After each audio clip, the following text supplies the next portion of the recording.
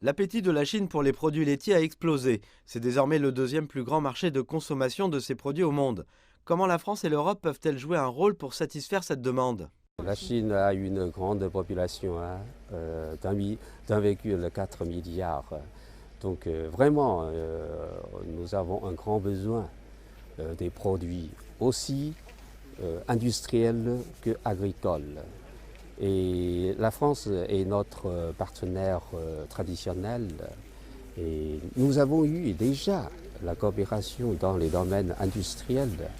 Mais aujourd'hui, avec l'amélioration de la vie du peuple chinois et l'augmentation du besoin des consommateurs chinois, on doit ouvrir de nouveaux domaines de coopération. Alors, le domaine agricole, ce sera le nouveau relais de croissance, de coopération entre les deux pays. Comment cette coopération peut-elle améliorer les relations entre les pays? Bien sûr, je pense que les relations sino-françaises s'est très bien développées depuis toujours. Même si dans le contexte actuel tumultueux international, les relations sino-françaises restent au beau fixe. Par rapport aux relations entre la Chine et d'autres pays, surtout d'autres pays occidentaux. Et nous souhaitons que la France joue un rôle de leader dans le développement des relations entre la Chine et le monde occidental, parce que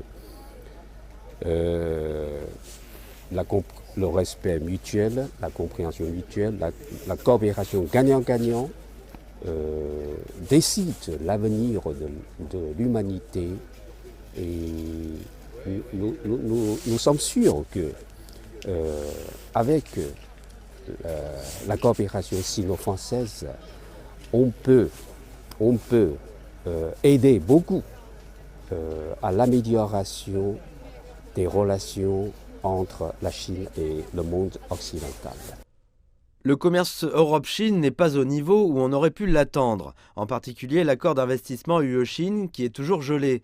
Pensez-vous que des mini-investissements ciblés comme celui-ci pourraient encourager l'Union européenne à reprendre une coopération pleine et entière? Même si entre la Chine et l'Europe, il y a quelques problèmes maintenant, mais à vrai dire, les échanges commerciaux entre les deux parties ont augmenté l'année dernière beaucoup. Oui. Il me paraît qu'on va dépasser le seuil de 800 milliards de dollars. Donc c'est une augmentation forte. Mais bien sûr, ça ne suffit pas. On a toujours l'espace à augmenter.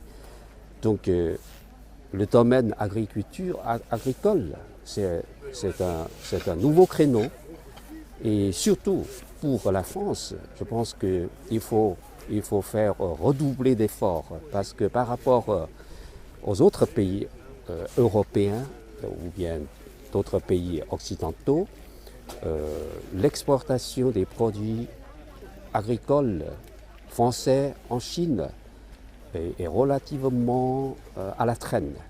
Donc on doit faire plus d'efforts. Et je pense que l'ambassade de Chine va aussi prêter assistance pour promouvoir cette exportation.